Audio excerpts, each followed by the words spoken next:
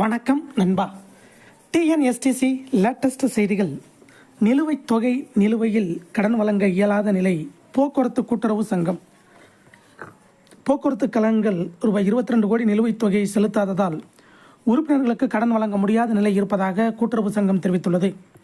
சென்னை மாநகர போக்குவரத்து கழகம், விழுப்புரம் போக்குவரத்து கழகம் மற்றும் அரசு விரைவு போக்குவரத்து கழகம் ஆகிய கழகங்களைச் சேர்ந்த பணியாளர்கள் போக்குவரத்து கழக பணியாளர்கள் கூட்டுறவு சிக்கன சேமிப்பு மற்றும் கடன் சங்கத்தில் உறுப்பினர்களாக உள்ளனர்.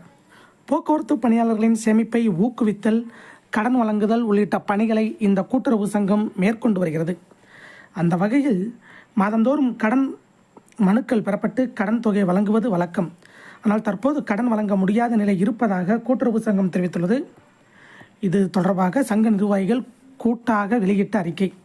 போக்குவரத்து கழகங்கள் உறுப்பினர்களின் கடனுக்கான தொகையை ஊதியத்தில் பிடித்தம் செய்கின்றன.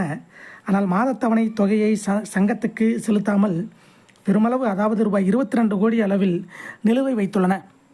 இதனால் உறுப்பினர்களுக்கு சங்கத்தின் மூலம் கடன் வழங்குவது மற்றும் சங்க கணக்கை முடித்தவர்களுக்கு தொகை வழங்க முடியாத நிலை ஏற்பட்டுள்ளது. இதேபோல மத்திய கூட்டுறவு வங்கியிலும் கடன் பெற இயலாத சூழல் ஏற்பட்டுள்ளது.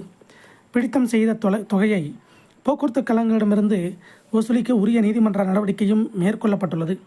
செப்டம்பர் 9ஆம் தேதி திங்கட்கிழமை முதல் 13ஆம் தேதி வரை உறுப்பினர்களிடமிருந்து கடன் மனுக்கள் பெறப்படும். ஆகஸ்ட், செப்டம்பர் மாதங்களுக்கு பிடித்தம் செய்த தொகை மட்டும் கடனாக வழங்கப்படும். நிதி நிலைமை காரணமாக கடன் உயர்வு வழங்க இயலாது என அதில் தெரிவிக்கப்பட்டுள்ளது. இதை போன்ற போக்குவரத்து துறை அப்டேட்டுகளை தெரிந்து கொள்ள நம்ம சேனல் சப்ஸ்கிரைப் பண்ணுங்கள், ஷேர் பண்ணுங்கள், லைக் பண்ணுங்கள். நன்றி, வணக்கம்.